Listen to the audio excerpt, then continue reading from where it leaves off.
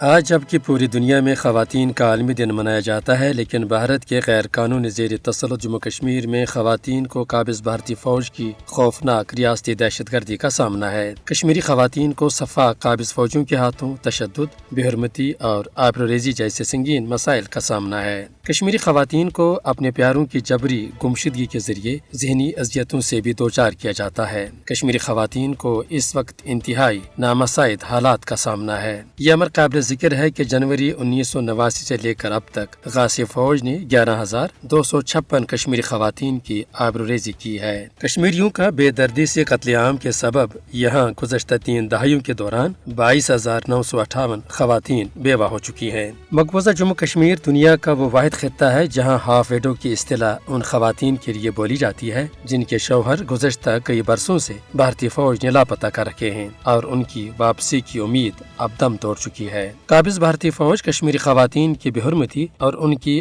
آبروریزی کو کشمیریوں کی منصفانہ جدوجہد کے خلاف ایک جنگی حربے کے طور پر استعمال میں لا رہی ہے۔ کشمیری ماؤں اور بہنوں کے سامنے بھارتی فوج نے ان کے بیٹے اور بھائی وحشیانہ انداز میں قتل کر دیے یا پھر انہیں ہمیشہ کے لیے غائب کر دیا گیا۔ ان اذیتناک حالات کے سبب یہاں کشمیری خواتین کو کئی نفسیاتی اور ذہنی مسائل کا بھی سامنا ہے۔ بلا شبہ کشمیری خواتین کی ان مصائب و مشکلات کی بنیادی وجہ یہاں بھارت کا جابرانہ قبضہ اور پھر اس ظالمانہ قبضے کو برقرار رکھنے کے لیے کشمیریوں کے خلاف تشدد کی پالیسی کا تسلسل ہے، جو کہ آج مودی سرکار کے دور میں اپنے عروج پر ہے۔ در حقیقت آج خواتین کے حوالے سے بھارت دنیا کا ایک بدترین ملک بن چکا ہے۔ عالمی یوم خواتین مناتے وقت اقوام عالم کو کشمیری خواتین کی بے بسی اور ابتر حالت زار کو ہرگز فراموش نہیں کرنا چاہیے۔ اسی طرح اس متنازع خطے میں اپنے مکروہ مقاصد کے لیے کشمیری خواتین کو مشق ستم بنانے پر بھارت کو بھی ہر حال میں جواب دہ